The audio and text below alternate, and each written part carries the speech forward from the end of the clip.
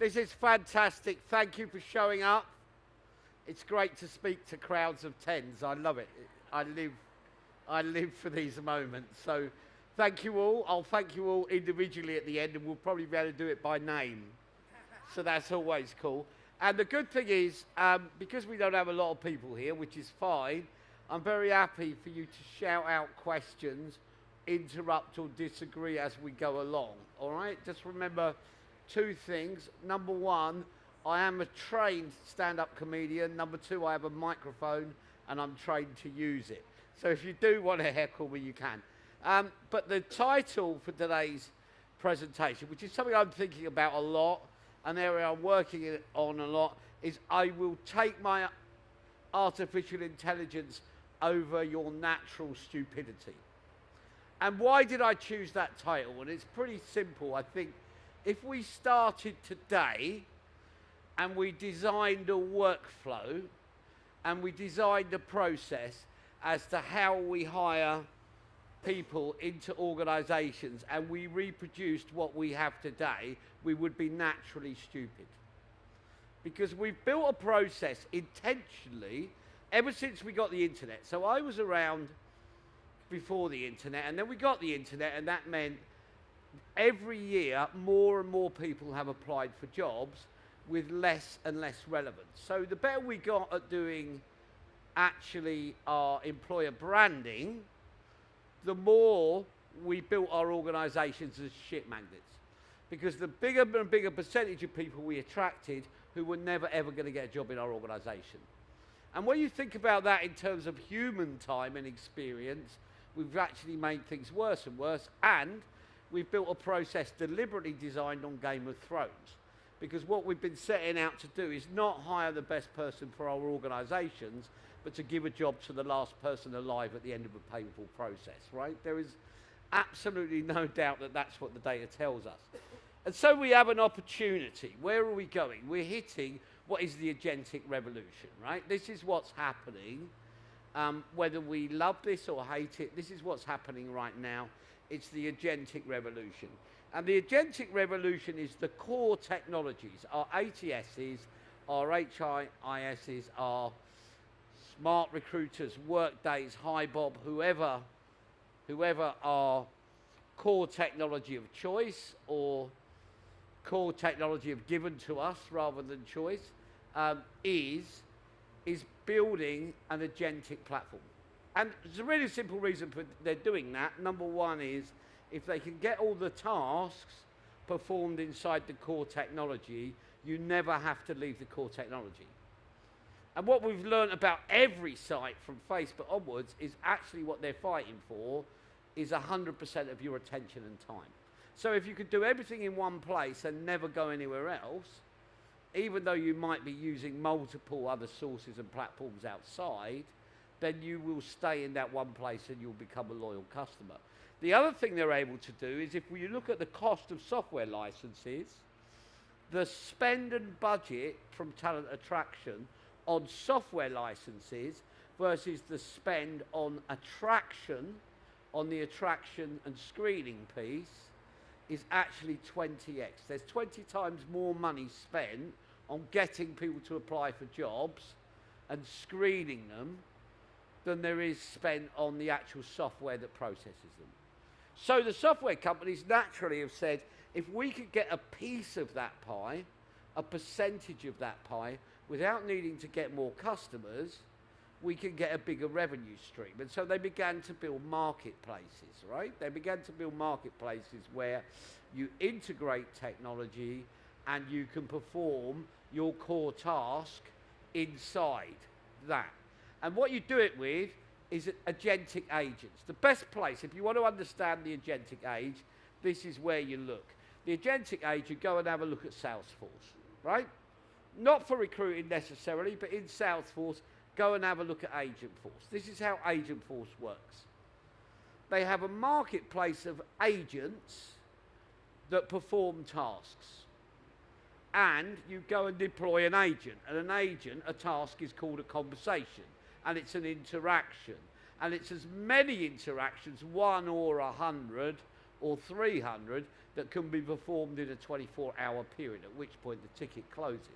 So an agentic conversation is $2 a transaction, a conversation. And that is where we're going with every task. Really interesting one on Salesforce, which I think is probably the most interesting thing to track and try and get inside of at the moment, is Adecco, one of the largest staffing companies in the world, have partnered with Salesforce to launch effectively an agentic agency. So in the same way as you would hire staff to perform a task, you now hire an agent to do a task, and you pay for the task and the conversation rather than signing a timesheet. That's really significant in terms of how that's going to disrupt workforce, right? And what new work is going to look like. So, but it's agentic, so it's the agentic age. Because where we're at right now in enterprise organizations, and I can tell you this is happening, I work with a company called Vault, we have an AI lab. This year, for enterprise organizations, is the proof of concept year. That's what this year is about. This year is about the launch of proof of concept. So about 85% of enterprise companies, 95% of Fortune 500 companies are running an agentic agent assessment project inside their organization. And how that works, and it's particularly in talent acquisition, all kinds of people from Deutsche Bank, Software One, they're the ones that I know about, all kinds of organizations, Unilever, running an agentic project where they are running an agent versus a team of people for about a 6-month period to perform the same task. And they're measuring all kinds of metrics, not just cost or saving, although that obviously is a factor, but efficiency. The number one, if you could look at the RL100 Confidence Index, very serious piece of research, or you look at any research around talent acquisition leaders, particularly those in the enterprise, they all list exactly the same thing as their number one priority for 2025. And their number one priority for 2025 is efficiency. And efficiency is going to be the KPI which will be applied as the most important KPI to talent acquisition teams. What are the conversion ratios of what we're doing? Are we lowering volumes? Are we increasing quality? That's going to be the key measure. And so what we're doing is running agentic agent projects to say, how do the machines perform against the people? That will all be evaluated in the last quarter of 2025, which means 2026 is going to be the major year of deployment. That's when it's going to go from the tests into the actuals. And you're going to see more and more of the tasks becoming agentic. My view, my forecast, I think we're about 5 years away, but I spoke at a conference, right? I spoke at a conference earlier this year, or later end of last year. It's a conference I speak at every year, and I usually get quite a high score and a good audience, and I made an announcement. And in making that announcement, I actually, for the first time, got lots of negative scores from the audience, right? And I tried to understand why that was.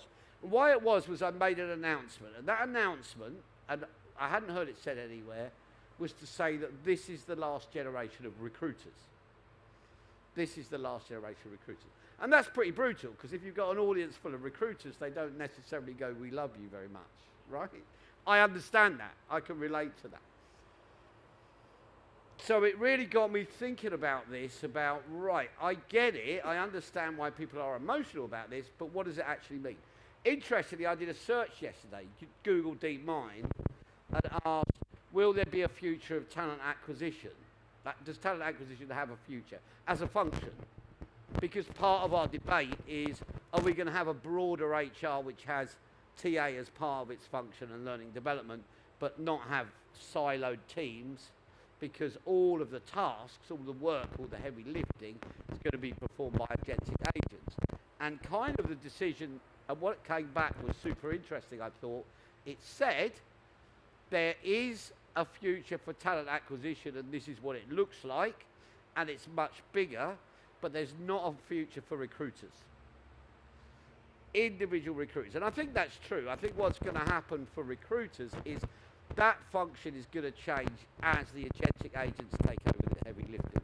So we have to think about what it is, because also SaaS is going to end. We will no longer buy anything by subscription. Anything. So I would say SaaS technology, apart from for a core technology, subscriptions will be over within 3 years. Those 5 or 6 of you who are here can remember where you heard it first, right? SaaS technology is done. So because we buy by need, because we can justify by need and justify by efficiency. And that's going to mean buying agentic agents to perform the task of hiring. And what we're going to need people for is not going to be performing tasks in the recruiter way that we've had them working before. It's going to be supervising the agentic agents, building the prompts, training the work, supervising the output. What's going to be really hard, right? Everyone here, everyone at this event has a fantastic future.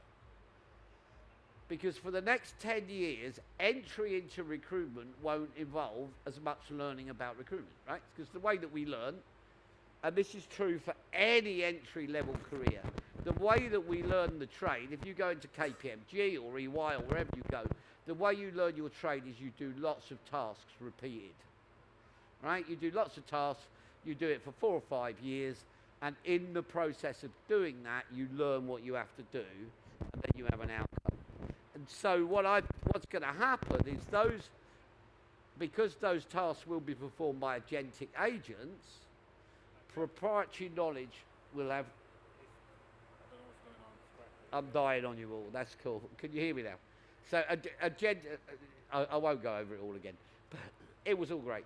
Agentic agents will take up the heavy lifting, and proprietary knowledge will be powerful. So all of you who've been learning your job by doing will be in ascendance for the next decade. It's the next generation where we're going to have to think about how do we train people to do hiring. And I think that's a serious question. Because there will be a new role for the TA professional, which will involve agent selection. Which agent do I use? What do I take from the store? Integration, how do I get all the agents to work in relay so that the data has a straight flow? Decision points in terms of where do we want humans to make decisions in that process, and where do we allow the agents to do that? And supervision to make sure they behave themselves. Because it is one agent to another agent. I'm going to close now, but I'm going to give you one bit of data, which I think is super interesting. And this is from a project that I've just been running, a pilot.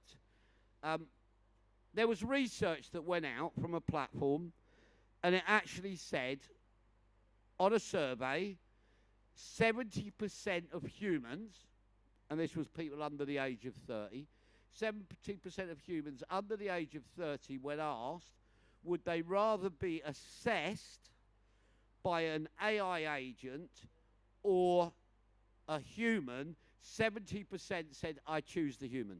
That's what I want. I want the human.